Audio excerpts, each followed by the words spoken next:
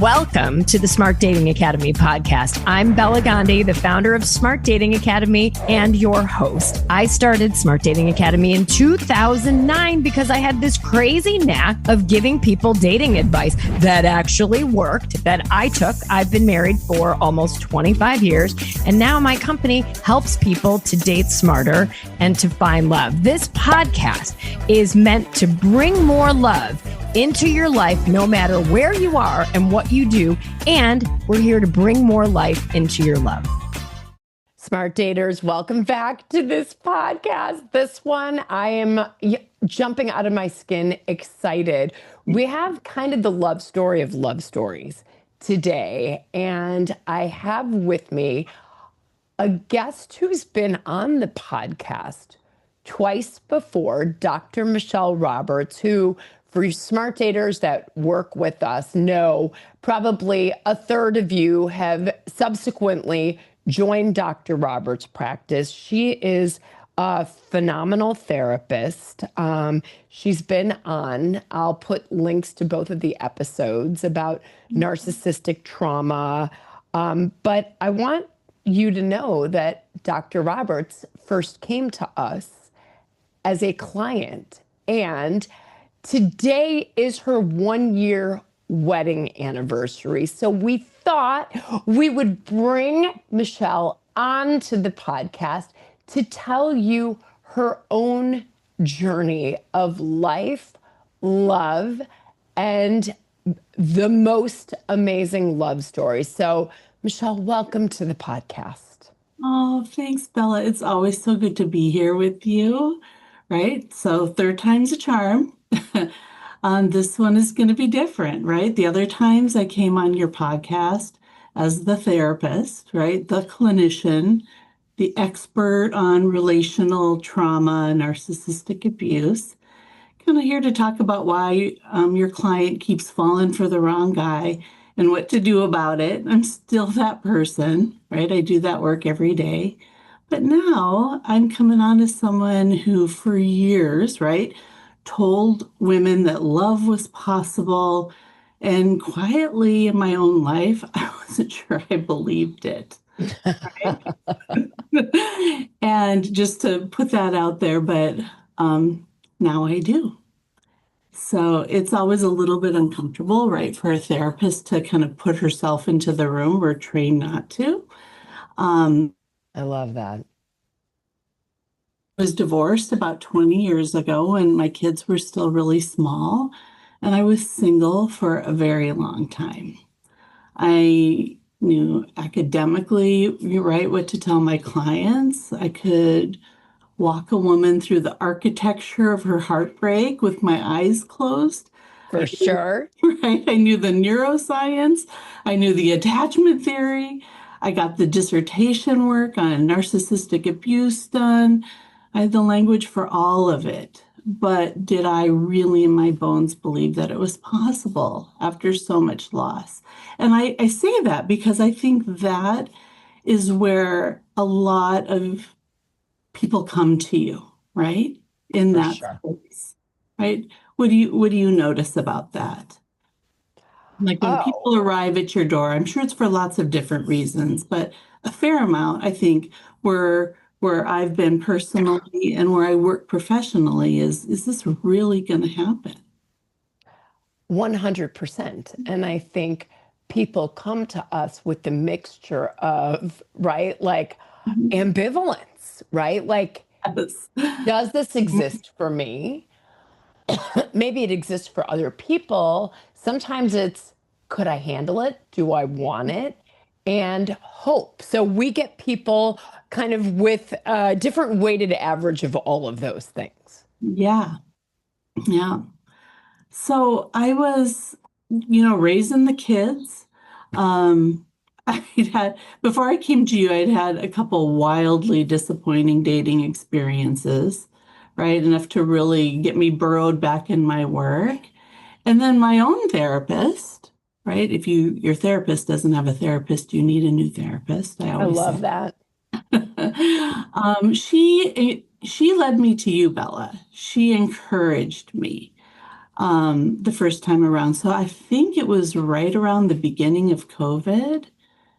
And, I got all signed up. I did all the things um, and I went on a colossally bad date.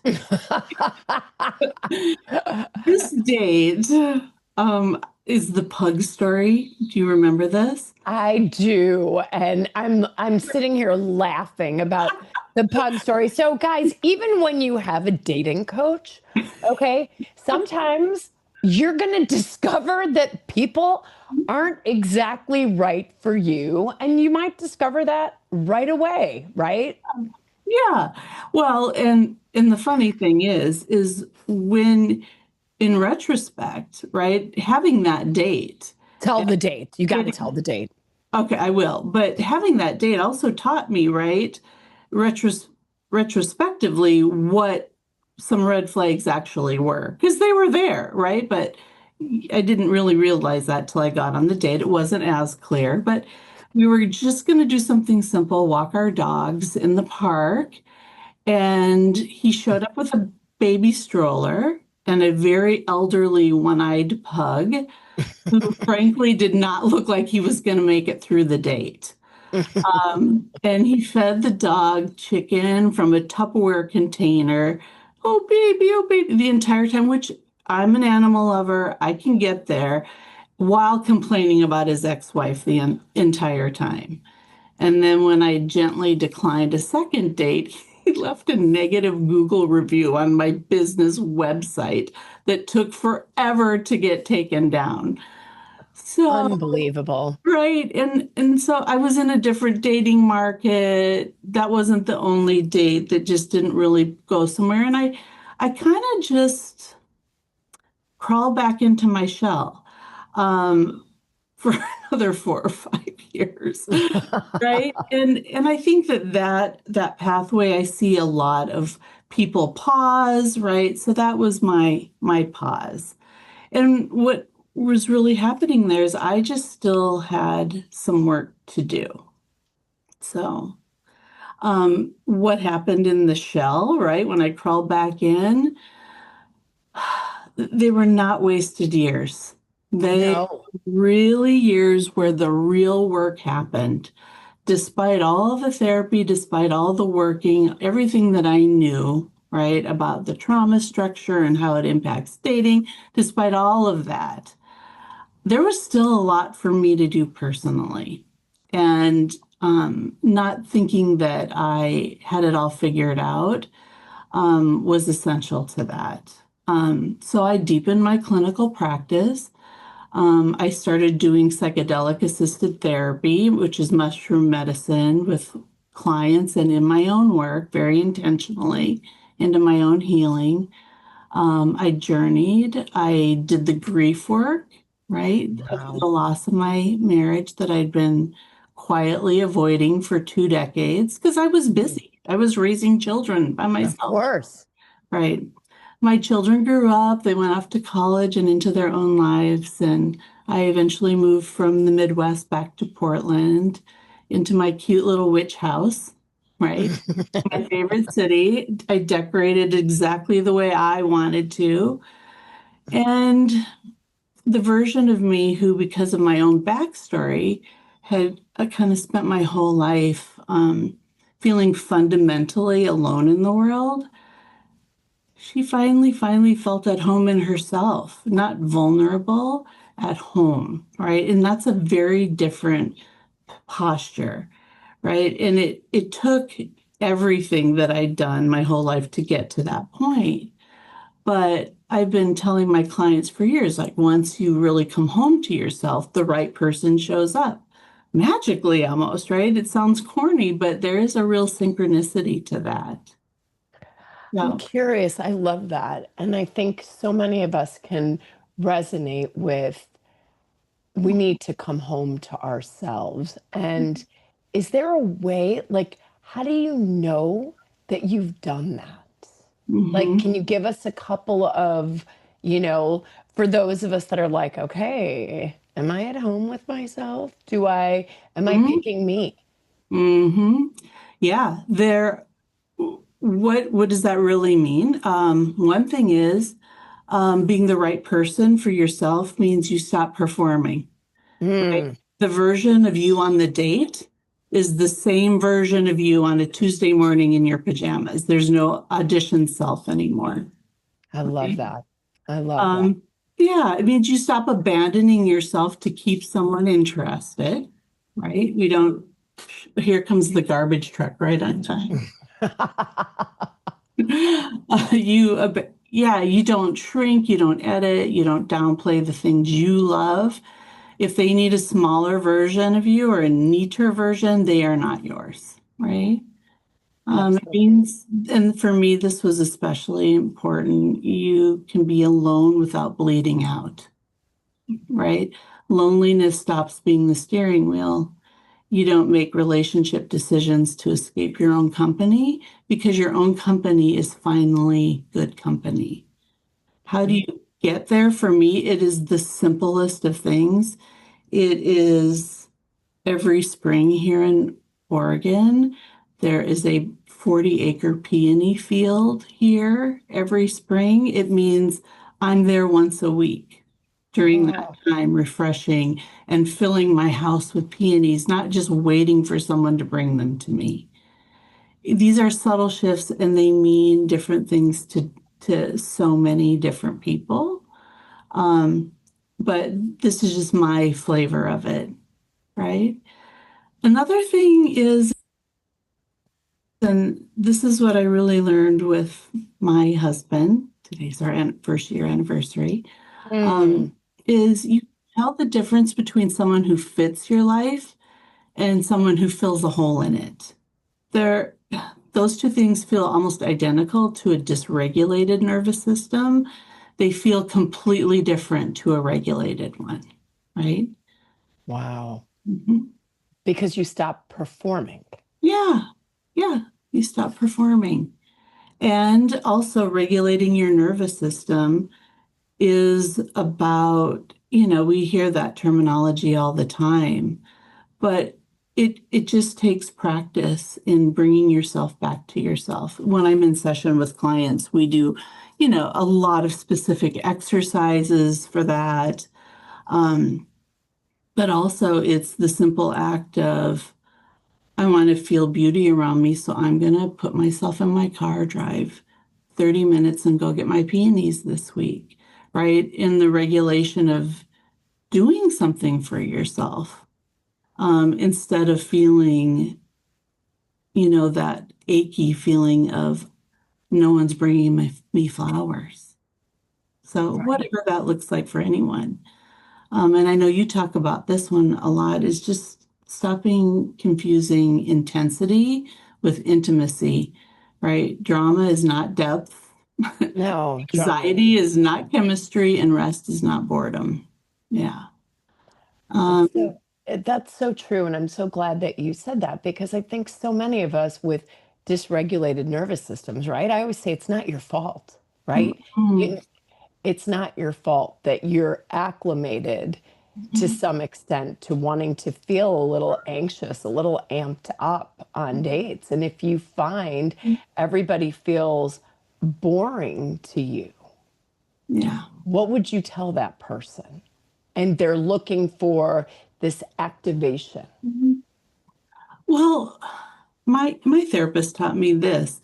You have to have that erotic polarity, right, at some point. That's one of the that's one of the things we know. You need to feel romantic towards the Yes. person. But anything in especially in the really beginning that quickens you to a level where you're checking your phone constantly, right? And that is a good sign, right? That your nervous system is not settled into whatever this is trying to be. Um, I notice, I think that boredom does not have to be, right? That word is not the signpost for what you're looking for either. If it's boring, it's good. I don't think that's necessarily true either. But in at least in the beginning, you want a nervous system that is is calm, right? Calm. It feels good. That someone that feels like rest, right? And rest after a lifetime of chaos is the most romantic thing in the world. I know that when my husband first got here, that's another part of the story. He came from another country, Australia. I slept. I was so sleepy, right? And it was like, what is going on? And my therapist helped me to understand you feel and good. And it was wonderful, right? Wow. And yeah, and we can Yeah. still go and cut a rug, go dancing, but have fun and it's exciting, but it feels restful. It comes into the nervous system completely differently. Yeah. Mm, I And love this. yeah, and this kind of continuing on that, this for me was it. There was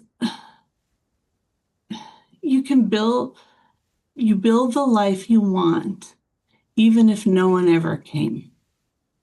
Mm, For me, that was it, right? The witch house. It's just a cute little cottage. The career, right? The friendships, the medicine work I've done, the drives to the peony field, the Tuesday night that's good on its own. And it means, and this is kind of the quiet one, you can finally recognize someone else's wholeness because you've located your own, right? mm, You mm, can't see in another person what you haven't yet found in yourself. I love that. And so you did all this work, Michelle, and then I get an email from you one day, probably, well, we're in 2026 now. Was it 2024, saying, you know what? I, 2024. yeah, I'd like to re-engage. I'm ready in a new way. And so we Hmm. did it. And one of the things we redid, even when many people come to re-engage with us, right? Because finding love is a journey. Sometimes it's a journey back to yourself. And dating can pull off band-aids to go, oh, okay, maybe I still have some work to do. And then you come back, kind of reworked, band-aided up. And I think one of the important things that we do with people is this exercise called elevator people, and thinking about the people in your life that make you really, really happy and why. And so much of what I've realized as I've gotten more educated over the last 16 years is the elevator people in your life are the people that make you really happy. They elevate you and they make you feel really grounded and safe. And so when we start dating, we prioritize the characteristics of each individual's elevator people and the theme behind that. So now we redo that. We Hmm. kind of launch back into the dating world, but tell us a story. Tell us the story of how you met Hamish and what happened. Because Oh, this I is will. really friggin' cool. You guys, put your seatbelts on. Okay, so I re-engaged with Bella, and I don't know if it was hours or days or a couple weeks. Actually, yeah, it was almost simultaneously. Um, I Well, let me back up just a little bit. Yes. Yeah, yeah, yeah, yeah, So yeah. here's what happened. Okay, so somewhere in those years, right, I received a gift of a reading from an evolutionary astrologer, right, for a holiday one year. That's not really my jam, right? But it sounded fun. And he did a cartography reading, and this is where your power places, where are your power places on Earth, and where you might find a soulmate. And during this cartography reading several years ago, two lines ran straight through Australia. So file And file you're that like, away. Okay, great. You're right. So when I re-engaged with you, Bella, right? And I wasn't exactly thinking about that. And let me back up one more time. Um, Even before I had engaged with you the first time, I had this little Instagram account, and I love to post dog videos because it's just who I am. Not one-eyed pugs that you have to manually pay No, attention to. like I said, I'm an animal lover. But a man, so there was a man whose Instagram I'd been following since 2018. And I had loved his page during COVID when we were all locked down. He was a Michelin star restaurant manager in Berlin, kind of doing these absurd, very funny cooking videos in his kitchen during lockdown. And let me be clear, this was not some popular influencer. I think it was me, his mom, and two other people who watched these videos. And the only thing he ever made was soup, right? Different versions of the same soup. And I knew nothing about him personally, only that he was warm and clever and he felt strangely familiar. And we'd commented friendly things on each other's posts for years, no romance, none, just two strangers, Two strangers that just happen to follow each other on the gram. Yeah, and we have no idea how that connected. At one point, I thought that we had a mutual friend, but that turns out to have not been the case. So then a couple summers ago, he'd tagged me in a series of video, well, yeah, now it's been a couple summers. So right about the time we re-engaged, he tagged me in this random video. And then we just started talking a little bit, right? And so DMs kind of became signal became voice notes, voice became video. And honestly, it just kind of felt like home. And it was somebody who had kind of been in my field of scope for at that point. I mean, how many years was that? 7, 8 years, a 7, long 8 years. time. And randomly. We have still to this day, right? No clue. And so by the time we were reconnecting, he was back in Australia from Berlin, which is where he's from, right? There's those two lines on the map, right? Right through That Australia. went through Australia. Yep. And did you put this together at this point? Were you kind of like, huh? No, I No. didn't until the friend who had given me the reading, when I said, I'm talking to this guy in Australia, was like, oh my God, oh my, she remembered it. I had not remembered it. So I went back and listened to the reading, and there it was. That's just a fun little part of it, right? Totally. But it didn't really take long, right, before we kind of knew that the depth of what was happening. So and with Lindsay and your guidance, right, we committed to at first weekly online dates. And then eventually, right, we would make it a priority to have a date once a day. And, depending on our work schedules and the time difference. But for almost a year, right, for 12,000 miles apart, we watched movies together. We listened to podcasts. We ate dinner together. We were just together in a way that mattered. And we got to know each other at a level of depth and emotional intimacy, right, that predated anything physical, right? We knew, Oh, yeah, we were on video, right? We knew what each other looked like. There were going to be no surprises, yet it allowed us to not really get caught up in anything else. And I think if either one of us had been flaky at all, that it wouldn't have worked. It took two people being interested enough in each other every single day to want to keep that commitment. And that was a good base for us. That was a Mhm, great base. I mean, I'm remembering mhm, you guys were doing these daily FaceTimes, literally. And then your first trip, I want to mhm. say it was months into our re-engagement. Then Hamish comes along, and this guy, we're like, he's in Australia. Like, okay, sounds good, interesting. Wow, you followed each other. And yet it's like the progression and the depth. We're like, and you said, I'm going to go to Australia over the Mhm. holidays. Hmm. I think everybody thought I was a nut. I think, Lindsay was so great and supportive, but I'm not positive, right? Oh, well. And I'm like, Lindsay, I've got this, I swear. Have Right. your own place. You're not staying in his house. Like we had all our like, okay, if you're going to do this, we just want you to be safe and emotionally safe, physically safe. Yes, yes. And at that point, I personally was not worried about that component of it because I knew him so well. But yes, would I tell one of my clients the same thing you guys told me? Absolutely.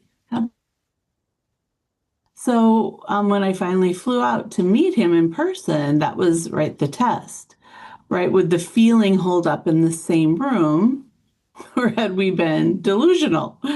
Right. But he met me at the airport in a t-shirt that he'd sharpied himself and said, I love Michelle. And Oh, it was wow. wonderful. And we knew, I would say during that trip, right, we had, because we were an international couple, right, we knew at some point that marriage would have to be, but we were just talking about ways that we could figure out to be kind of on the same land, on the same ground.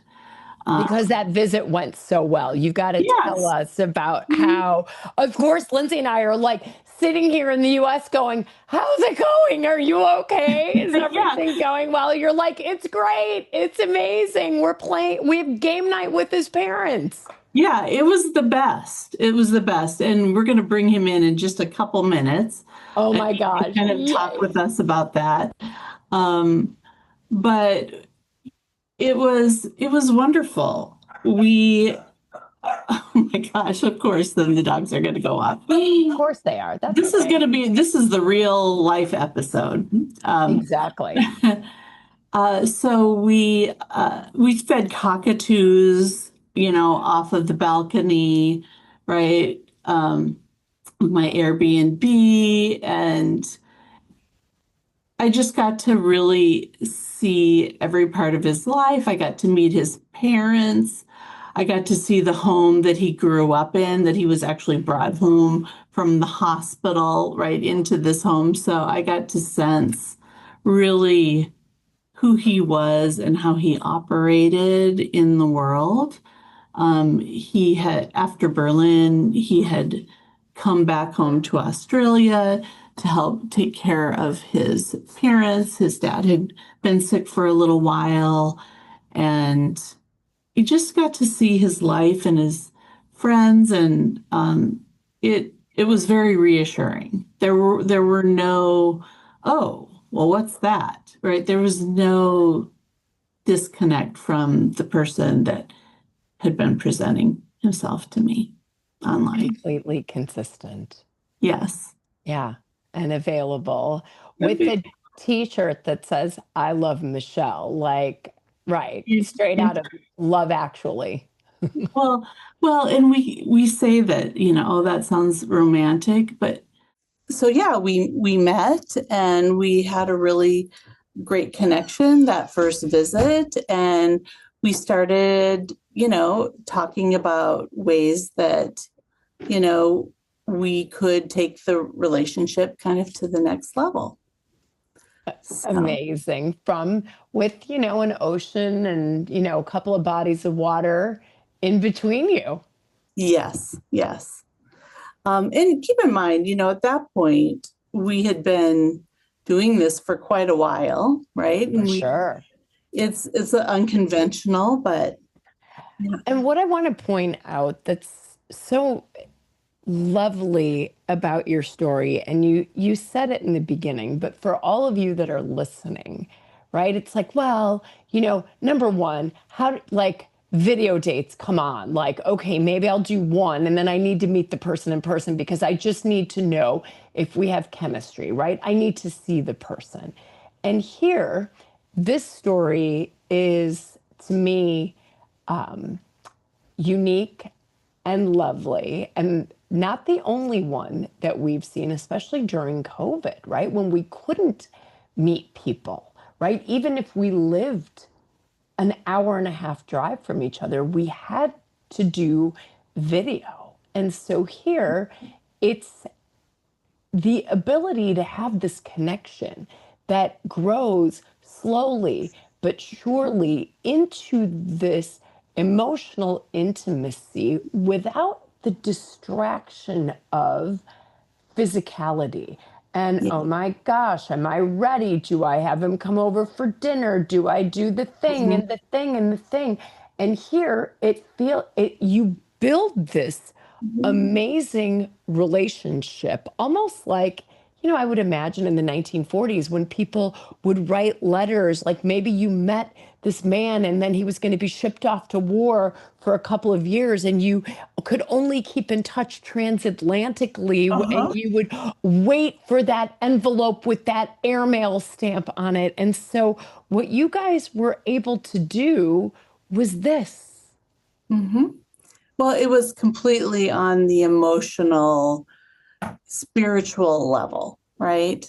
Yeah. And the big question was that going to translate right into the physical part of that? But honestly, I don't think either one of us really worried about that at that point. It did not seem as important, but this seems like a really good time, right, to bring Hamish in, since we're talking now, we're up to that point. He wants a big introduction. Dun, dun, dun, dun, dun, dun, dun, dun, dun. You guys, we've never had the lid to somebody's pot join this podcast. So Hamish, I would like to give you the most amazing welcome because you are the first significant other ever to join us on the Smart Dating Academy podcast, direct from the beautiful Cottage Witch House. It's lovely to have you. Okay, is that take one? I think that. Cut, he's out. Yeah, can I just start off with, I've been waiting out there for 30 minutes. Nobody's brought me the sparkling water that I asked for, so I don't know about this operation. But how was your green room? Was your green room nice? Did we have the pink M&Ms all sorted out for you? Yes, yeah, that part I did enjoy. So that was lovely of you. Thank you very much. That's a really warm welcome, and thank you for making me the inaugural significant other, I suppose. Yeah. It's big shoes to fill from now on. I've got big feet. Well, just, how do you feel like, what's your recollection of this Instagram connection? I was thinking about that earlier. It's a funny thing to think about now because we've both kind of gone a little bit against social media because of it sort of seems to be more of a prevailing toxicity these days. But we always talk about how we've actually got a lot to thank for it because I probably wouldn't be here without that. So, I mean, you've got to start with, I'm very charming. So, no, I, for whatever reason, I do have Instagram to thank for introducing me the love of my life. For whatever reason, I don't know really how it happened, but I think we might have just clicked on, the same post and then got each other's attention and started following sort of each other. For me, it was your cooking videos. Yes, I do cook a good bowl of soup. Yeah, there's a lot of different things that go into any relationship, I guess. But COVID and Instagram probably made us, I guess, if you look at it that way. I would like to push back a little bit on that over time sort of things happen. Once we did start talking to each other, I do remember, and I can produce the text messages after we had actually started talking. After like a week, I'd said, "What are you going to wear when we get married?" So it wasn't. I didn't take that so seriously at first. I was serious. Well, it turns out like you knew. Yes. You knew. Hamish, how did you know from 12,000 miles away or whatever it is that you're, and we've all had relationships, right? And here you are on the screen with this woman that lives on the West Coast of America. Like, what was going through your mind during these daily FaceTimes? I think I think we're both pretty good at having that certain sense of knowledge without overthinking it. I think we're both very much feeling people, and I think one of the things that I'm good at is things that I can know or instinctually know. And once it was kind of inevitable. I don't think that thinking about doing this morning, the thing that sticks out to me is that at no point did it really ever feel unusual. Yeah. Where it probably should.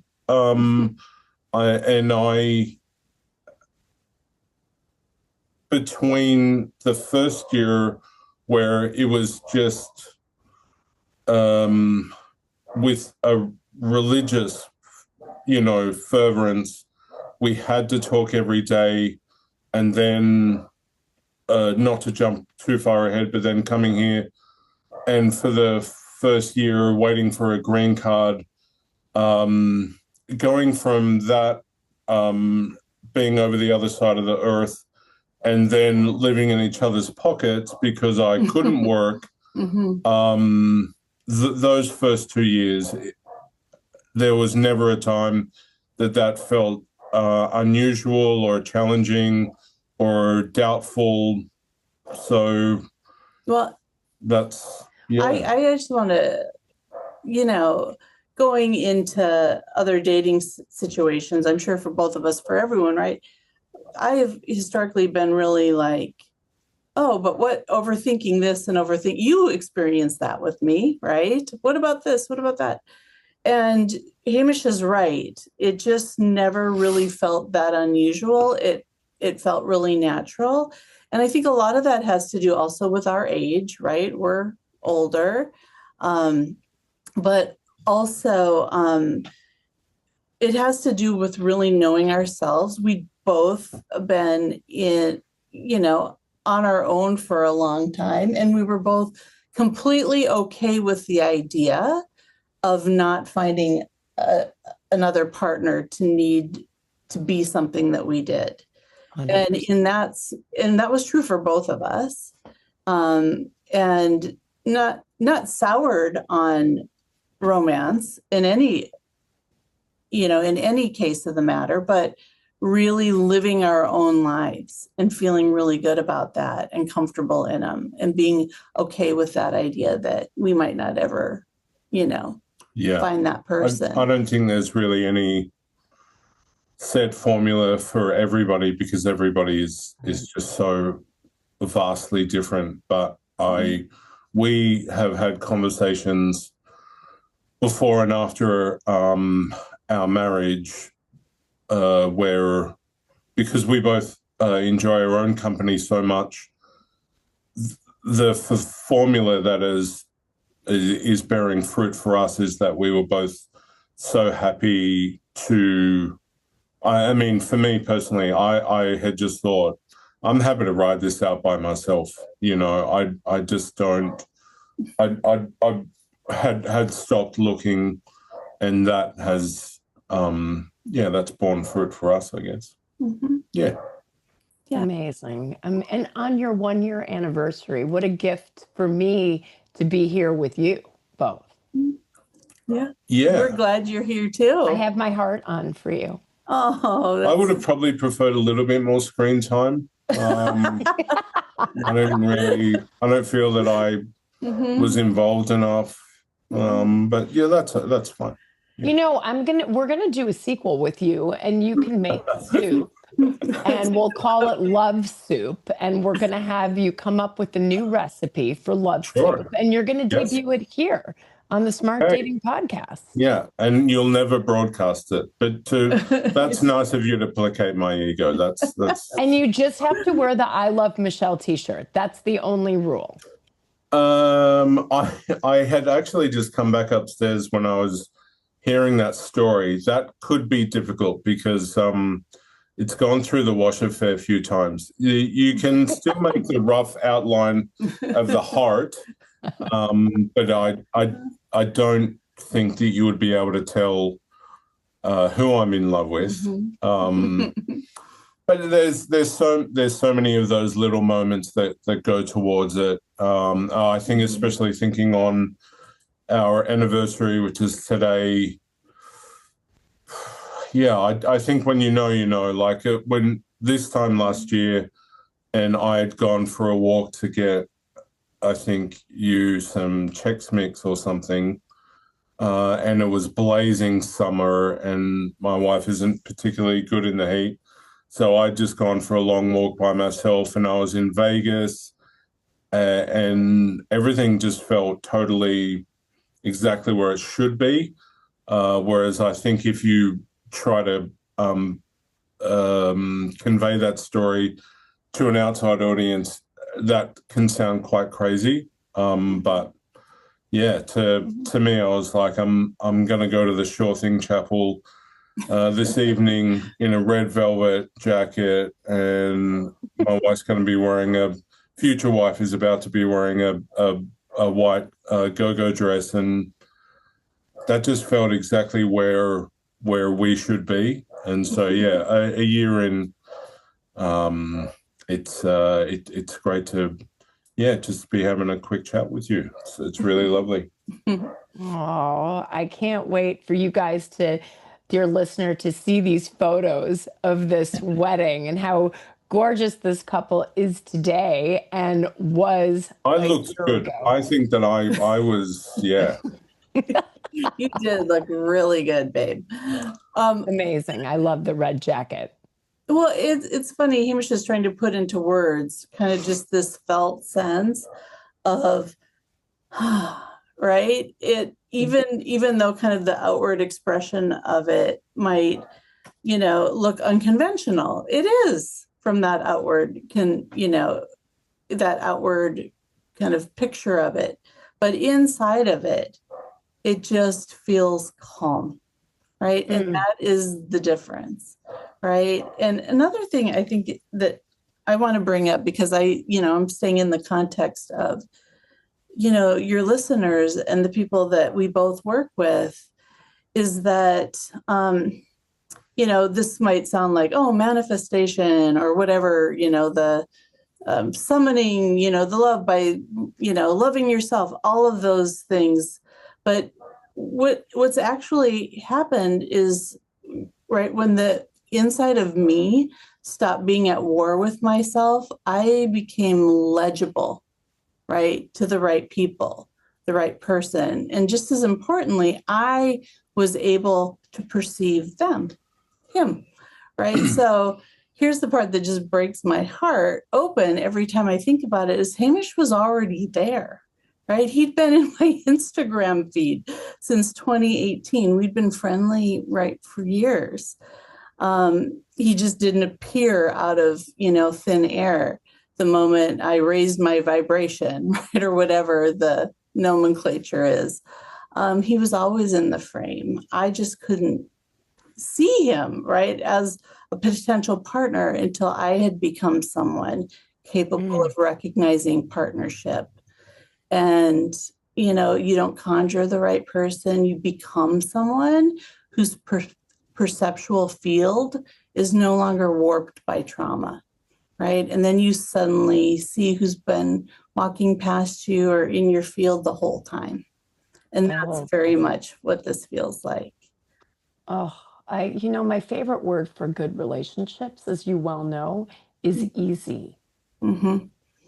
And easy, right? And easy doesn't mean there's never a thing that you need to talk about or to negotiate, but it just means, right, you feel comfortable, like you can be yourself from day one. And it's, to the word you used earlier, it's non-performative.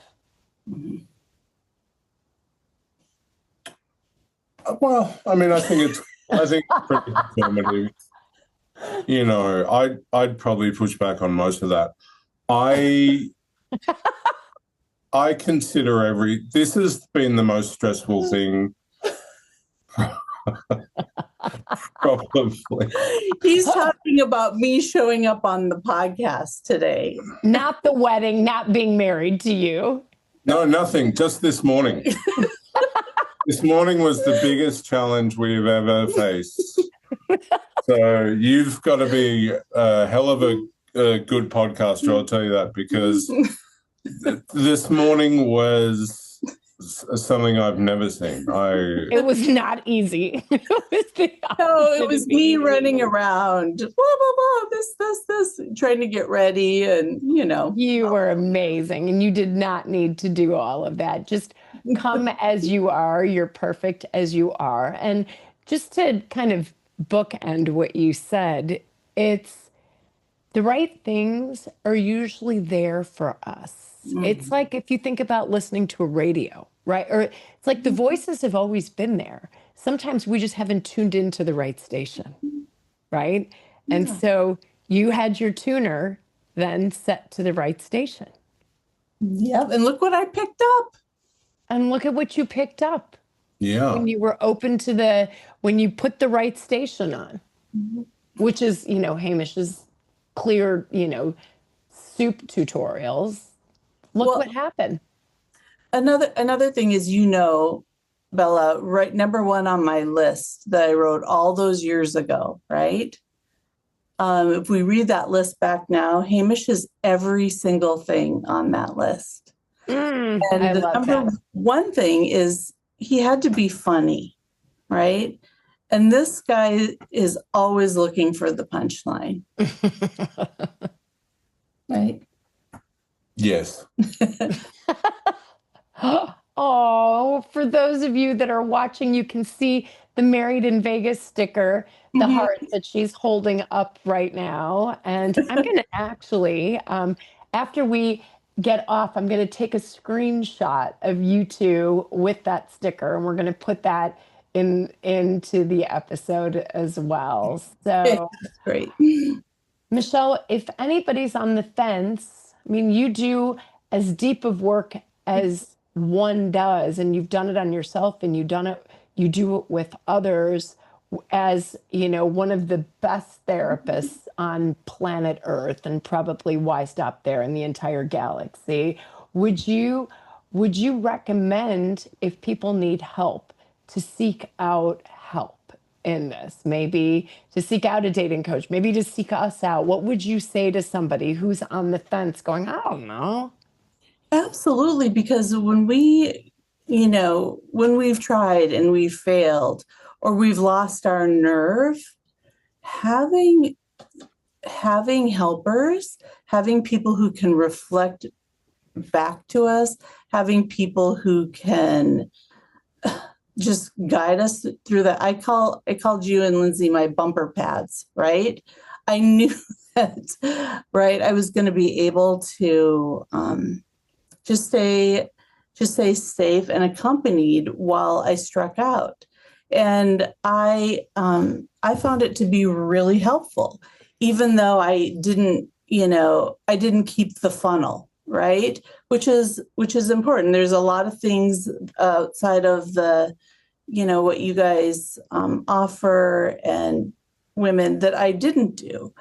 But I could always come back, right? And kind of test where I was at, and gave me real confidence in myself, because it's one thing, you can be a therapist and you can help other people with this all the time, but when you're doing it for yourself, it's completely different. So different. Yeah. I mean, perhaps you've already covered this before my grand entrance, which again was far too long. I don't want to be kept out that long again. Maybe you guys already covered this, but something that impressed me early on was when Michelle said that she had, a session with her therapist and said, if your therapist doesn't have a therapist, then he or she is not a good therapist. You have to be confident enough to be able to discuss your ideas and be open to thoughts and other intelligent people that can offer you that kind of strength or opening to improve your own mindset. I think that's, for me, meeting the smartest woman I've ever met is a really transformative experience, because to be challenged constantly by somebody at least as smart as you in a lot of areas really makes a big difference and improves who you are. So that's that's maybe slightly off topic, but I think metal sharpens metal, right? Metal sharpens metal. And I'm like I said, so honored to be here with the two of you today on your first wedding anniversary. And Smart Daters, if this hasn't inspired you, I think you need to get yourself out there. I don't know, but I'm so inspired right now. I'm inspired for every single one of you listening that love can come to you. Love is going to come to you. I'm certain of it. And hell, it can come across an ocean. It can come across another continent.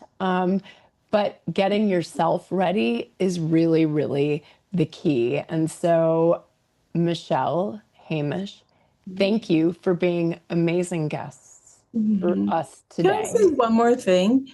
Of course. When it shows up, recognize it. Then act like you recognize it. Absolutely. Right? Mm-hmm. Yeah. And there's so much that goes into that. Your tuner has to be set to the right place, right? And so, so thank you for being here. And Smart Daters, do something good for yourself today. Get to know yourself. Reach out if you need something, if you need a pep talk. You know where to find me. I'm always here. And, maybe slide into somebody's DMs today on Instagram, because you never know. And love does not have to come to you in your zip code. It doesn't even have to come to you in the same latitude or longitude. Not Dr. Michelle Roberts. She's taken. So